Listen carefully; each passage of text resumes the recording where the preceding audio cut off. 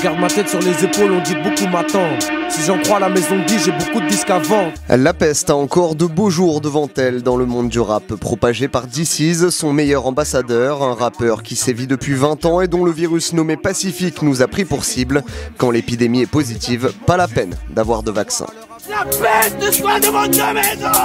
DC's, le métissage, ça le connaît, né d'une mère belge et d'un père sénégalais, c'est en France qu'il vient au monde. Sa croissance se fait à la célèbre cité des Épinettes à Évry, où ses oreilles font logiquement très vite la connaissance du rap.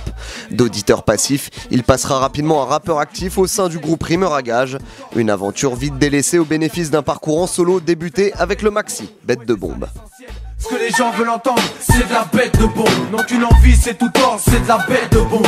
Pas de calcul, reste sincère, c'est de la bête de bombe. D'ici de la peste, c'est de la bête de bombe. Un premier essai remarqué qui lui permet d'intégrer le casting de la bande originale du film Taxi 2 en 2000 au sein du collectif One Shot. Là encore, il sort du lot. DC's, pour ce qui est de mes décisions, fais pas comme ces idiots, parle pas de résolution. L'an 2000 pour moi c'est comme un lundi, le nouveau millénaire. Pas besoin d'une date pour parler de paix, ça m'a millénaire. Pas de rime à l'eau de rose, plutôt pro, sève d'écorce. À tous ceux qui me feront un procès, vous les complexez du tort, je vous fais du tort. À votre propre amour propre, j'avoue, c'est sûr que si t'aimes que toi, bah tu seras jamais jaloux.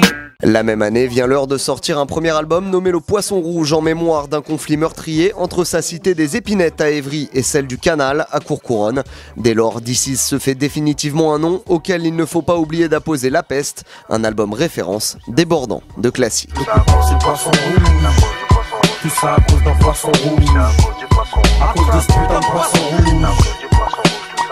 Le coupable c'est le poisson rouge. Morning. J'pète les plombs, putain j'pète les plombs. Putain j'pète les plombs, mais j'pète les plombs. J'ai tout perdu, ma femme, mon gosse, mon job. J'ai plus rien à perdre, alors suce mon dos. C'est de la peste. Tu sais très bien que c'est de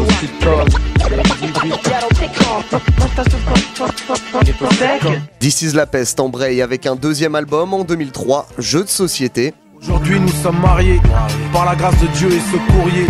Amine, m'amuse, pour chaque faute je m'excuse. Après avoir balancé quelques projets satellites, il propose Itinéraire d'un enfant bronzé un an plus tard, on est en 2004. L'Afrique est bénie, alhamdoulilah. En 2005, il signe le morceau Dans tes rêves, titre phare du film du même nom dans lequel il est également à l'affiche. On disait dans tes rêves, je vais être artiste, tu te prends pour qui dans tes rêves, oublie dans tes rêves. Le quatrième album sera celui de la consécration artistique. En 2006, Les histoires extraordinaires d'un jeune de banlieue est récompensé du titre d'album rap de l'année aux victoires de la musique. L'occasion pour lui d'y interpréter le tube Jeune de banlieue en compagnie de Diams et Soprano. Un jeune de banlieue, un jeune de banlieue, un jeune de banlieue. Tapez des mains, tapez des mains, ok. Tout le monde. En 2009, La Peste disparaît, tout comme son statut de rappeur au sens le plus strict. Reste donc simplement DC's et une volonté de s'émanciper des codes et d'en finir, symbolisé par le nom de son cinquième album, This Is The End, sorti sur son tout récent label Lucid Dream. Ça fait brrr, j't'inquiète, j't'inquiète, fais Bélec, fais Bélec. C'est de la bébé de bombe, bébé de bombe. En 2010, c'est sous le pseudonyme This Is Peter Punk qu'il sort le projet Dans le ventre du crocodile, dont la forme est alors bien loin de son style d'origine. Que ton corps soit certifié, et je t'aime, c'est certifié. Jolie planète. 2 ans passent avant de retrouver sa trace avec les projets Lucide et Extra Lucide. On est en 2012. Ça fait cœur gangster, cœur gangster, cœur gangster, cœur gangster. Étudiant, écrivain, rappeur, mon frère, tout est possible. Les 2 premiers volets de cette trilogie sont complétés 2 ans plus tard en 2014 par l'album Translucide. Donne-moi mes lettres de noblesse, donne-moi mes props, motherfucker. L'aventure se poursuit en 2015 avec Rap Machine, un 10e album où l'on retrouve notamment Une abuseuse, une abuseuse, une abuseuse, une abuseuse. La même année, il est à l'origine d'un concert hommage à Malcolm X. Cette année, après nous avoir annoncé son retour sous son nom originel, This Is La Peste balance donc Pacifique, 11e pierre à son édifice. Donc je plonge, donc je plonge, donc je plonge.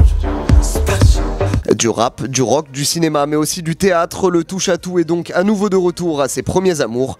Ça tombe bien, c'est avant tout là qu'on l'attendait.